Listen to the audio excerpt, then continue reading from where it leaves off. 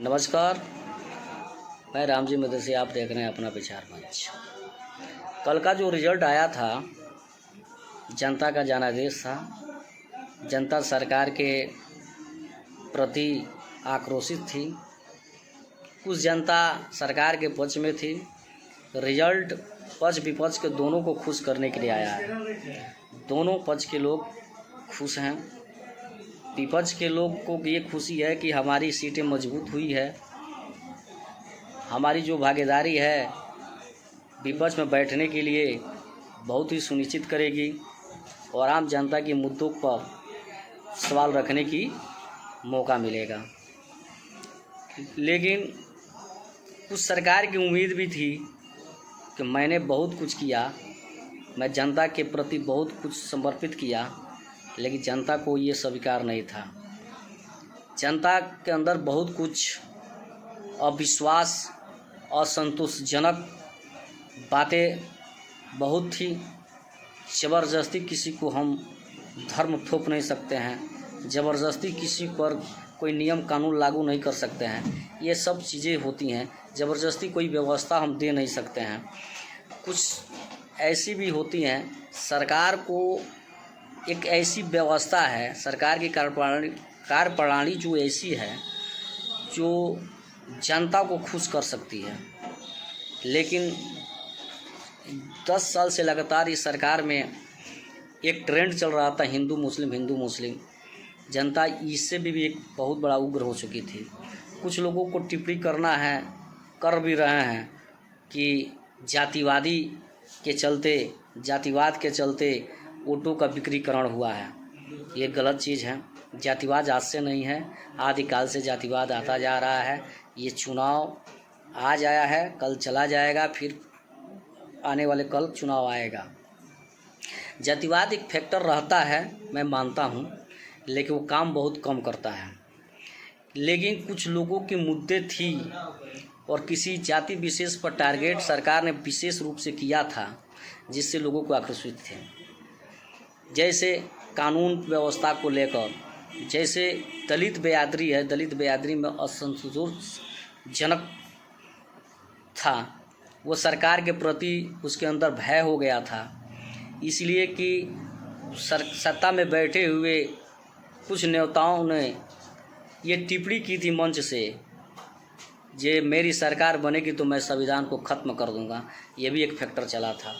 20 में चुनाव में जो आपको ब्रिटेन के कोर्ट ने भी एक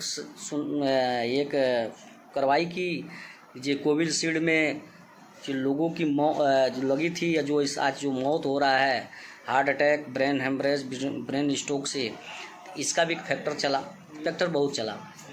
और रही बात राम मंदिर की, तो राम मंदिर एक बहुत बड़ा फैक्टर था। पूरे विश्व में मोदी के नाम पर एक जय जयकारा था कि मोदी जी ने राम मंदिर बनवाया है और उन्होंने ही हिंदुत्व को स्थापित किया है। और लेकिन उसमें भी एक बहुत बड़ा एक फैक्टर आ गया, जिसे मोदी जी को जीत खाने मुँह अयोध्या सीट से करनी पड़ी। जो राम को लाए हैं हम उनको लाएंगे। राम को किसी ने नहीं लाया है, भगवान प्रभु ने ही मुझको लाया है। उन्होंने ही स्थापित किया मुझे। मेरी क्या हैसियत है, मेरा क्या औकात है कि मैं प्रभु श्री रामचंद्र जी को ला दूँ।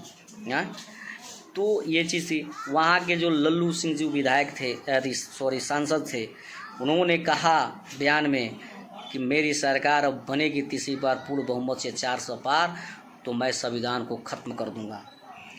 तो वहाँ की जनता ने अयोध्या में, जबकि इतना इंफ्रास्ट्रक्चर, इतना काम हुआ है, इतना टूरिज्म की व्यवस्था हुआ है, इतना लोगों को रोज़गार की सृजन की व्यवस्था की गई, एयरपोर्ट बना और रेलवे की सुदृढ़ीकरण हुई, सब कुछ हुआ, विकास हुआ, लेकिन विकास फैक्टर वहाँ नहीं चल पाया।